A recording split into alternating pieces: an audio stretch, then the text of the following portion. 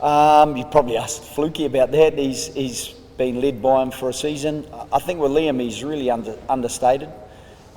He's a leader in a Super Rugby team anyway, and so he's got that leadership experience. He was identified by the players as a natural leader in the group. He's a line-out caller, so he already has a responsibility in the team. Not that he calls all the line-outs, but it's one of the things that he contributes to. So I think what all the coaches liked about Liam is, he doesn't really say that much. He just gets on and gets the job done really well. So that's probably it in a nutshell. So you sound about the players? Not about captaincy per se, just around leadership, and probably not even asking that direct question, but just getting a sense of who they felt kind of demonstrated the values and behaviours that they felt they would value the most and would naturally lead the players that would naturally lead, and that they would try to probably mirror the behaviours that they saw from those people. Quite a bit of topic change from captaincy in the side for the last couple of years. Do you feel Liam's a real long-term leader? At the moment, everything's pretty short-term, including our preparation. We've had 4 trainings really, so I've really enjoyed working with Liam, but same with all the others from the leadership group and with the players in general. I think they've been a super group to work with, but it's a really interdependent game, rugby. It's one of the things I love about it, but it does mean that your preparation has to be nailed on pretty well if you're going to get the cohesion on a Saturday. And so, while I can't guarantee the cohesion, I think guys like Josh and the rest of the squad, I can pretty much guarantee the effort that will be there. When did you settle on Liam being in the side and also captain? Well, it was probably just once we'd selected the side for this weekend. It was a discussion around who's likely to stay on for a long period of time, who already has a responsibility in the team, and not all the players that were selected wanted the responsibility either. Some players just want to get on and get their own job done, and while Liam didn't put himself forward, he's accepted the challenge. Last year, Eddie said that he thought it was getting to a point in time when captaincy, there might be multiple captains.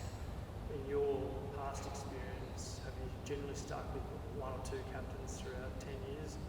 And do you see perhaps the future being not so much one captain for 50 tests?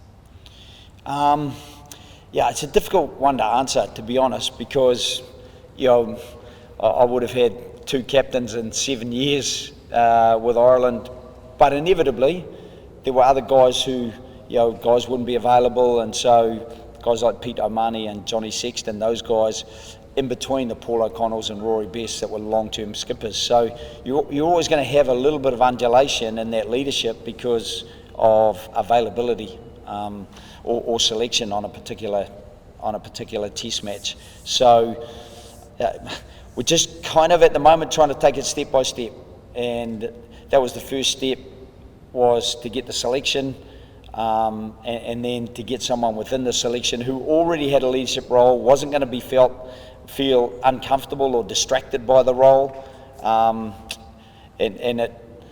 it was a confidence we had in Liam as well. Can you just talk to the overall team and the mix that you went with, a reasonably experienced starting team, I suppose, but then quite inexperienced bench? Can you just talk to the selection in general? Yeah, we were trying to get balance in a whole lot of ways, and some of it is around guys who already have a relationship in their Super. So we've got Tate and Tom coming off the bench. They've got a really good relationship. You got Hunter and Josh in the middle of the field. So there's a few combinations like that. Andy Callaway and and Tom Wright have played a bit together in a gold jersey, and you know, I think Filippo for us, he's really versatile. So he's a really good coverall for us, starting on the wing but being able to cover other positions. Up front, again, you know, we've got a real mix. We've got some experience with some huge experience with slips up front, and at the same time, Taniela's been there often enough, but Matt not so much. At the same time, Matt has been in the Wallabies recently and is quite comfortable there. Lucan and Jeremy Williams, one making their debut, one with some experience, and then the back row with some pretty good experience off the bench. What we're hoping to get out of the bench is that individuals who come on, they come into some experience around them. Just experience is never going to be a solution in itself, but it can contribute to a little bit of confidence and certainty around you just doing your role, and them making sure that the player slots in as seamlessly as possible, I think. There's 7 uncapped players. It's the most since 1980. Did you envision that you would have so many uncapped players when you first entered the job? No. I guess, you know, it's probably difficult sometimes externally to comprehend, but for me, they're just 7 players. The fact that they haven't worn a Wallaby jersey before this is, it's relevant, but it's not going to be pivotal or tip the equilibrium in selection. We just felt that we had a balance.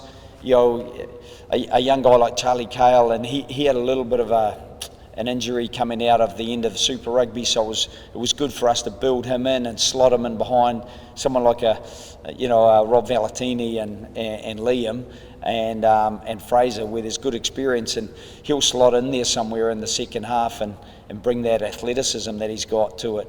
As I said, with Tate and Tom up front, you know, I think the leadership at the back end of the game, having someone like Alan Alatoa, particularly when you've got someone like Isaac Kailea. Isaac, you know, he is a debutant, so having him there, and Billy's only had 1 game, so Alan's a perfect guy. He's played with Billy, and you know, he'll be able to keep Isaac on track and give him some confidence that he's in a Wallaby front row when he does come on. So those sort of combinations. Angus Blythe has really impressed us. He's a big fella, Angus, and you know, I think building him forward, he's been so enthusiastic in everything he's done, and there's a real contest in that second row area. I think you will see probably a couple of different combinations over the next couple of weeks, so that we kind of find out where they all sit amongst each other.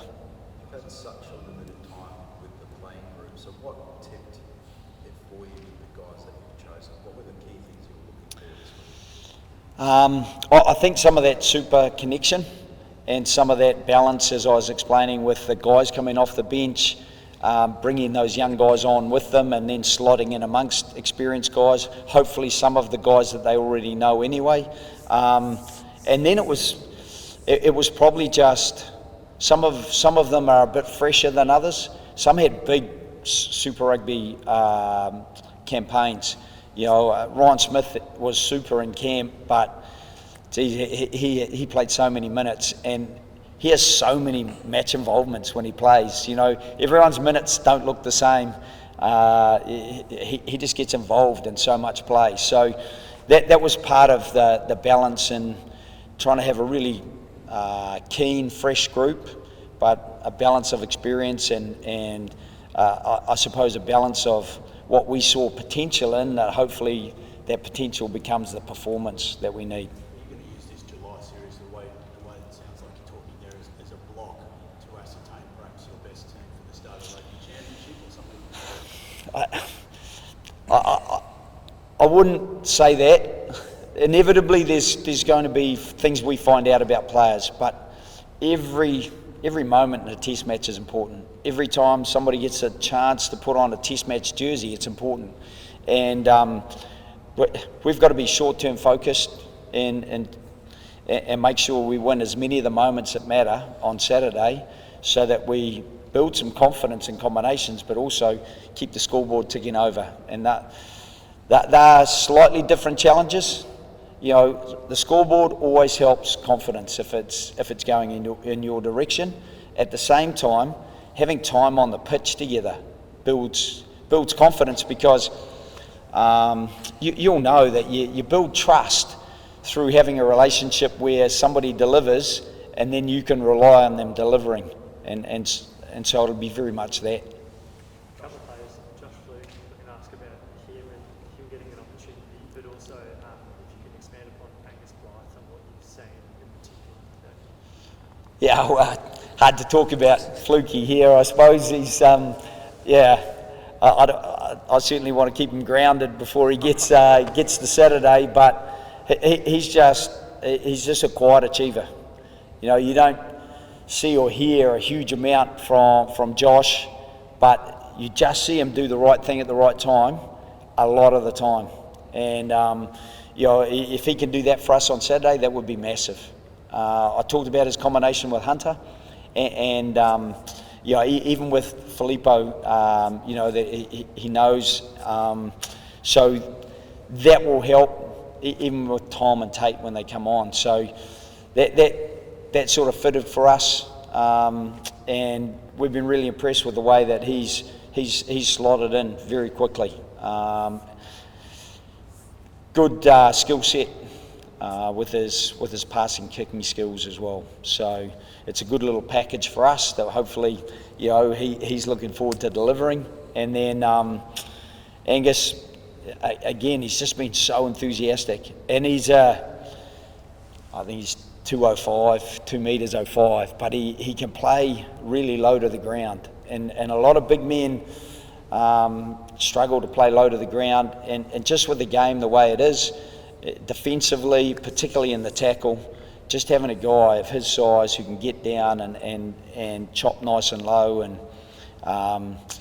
you know, be nice and big in the moments we need him to be at line out time, and then be able to get that clean out nice and low, and get that tackle nice and low. Josh, for yourself, that moment when you told you sort of wearing a Wallabies gold jersey, how did it happen, and what was the sort of first reaction to it? Yeah, definitely a lot of smiling involved. That was for sure. It was just Joe named the team list on Tuesday during our meeting pre-training session. So I was pretty stoked. Had a couple of boys around me, so a couple of pats on the head, and then was very quickly on the phone to Dad to let him the good news. And I was just really excited. Couldn't wipe a smile off my face. Particularly your journey coming back from a couple of sort of significant injuries, and sort of just making this moment demonstrated that you've been able to sort of see it out, come through via Australia, and eventually get this sort of next step up to the national team. Yeah, obviously it was always the goal. It probably came a bit earlier than I was expecting, but both the shoulder injuries had a big impact on me. But how I came back from that, you know, I had a very good group of people around me with my family and all the staff there at the Reds. So it was good. Came back strong, and I'm really happy to be here. So those shoulder injuries, what does that sort of teach you about yourself, about sort of that resilience and that sort of toughness you need to handle the pressures that come with test match football? Yeah, definitely. It has an impact on that pressure, but you know, every player goes through an injury. Everyone's dealt with some type of injury in their career, or they will at some point. So everyone's got that type of resilience in them. You can't not have that resilience if you want to be a rugby player. So comment on Liam Wright, I mean, someone who's come through that sort of that core group with you. What is sort of type of leader is he? You know, Jason can not some commercial words, but how does he lead with his actions, and how will he help sort of this group get the best out of themselves on Saturday? Yeah, he'll just be everywhere. You know, he'll lead from the front foot. You know, he'll run around the field. He'll put his head into the dark places where I don't want to put my head. That's for sure. But you know, yeah, he's not a big speaker at all. But you know, when he talks, you listen.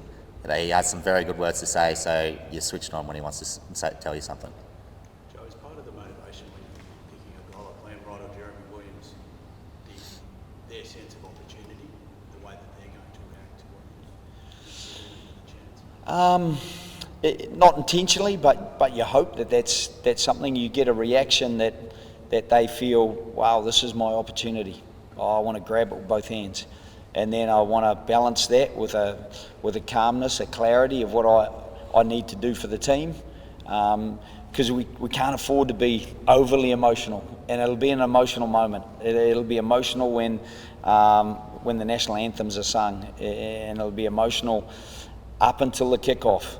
But I think particularly professional players nowadays, they're very good at starting to kind of, I suppose, just close the focus around what's immediately important, and that will be the ball in the air and Jeremy going up to catch it, or that first clean out that Liam's required to do. Whatever that action is, I think they'll be able to isolate the actions that are required rather than the emotion that will spill over a little bit potentially, in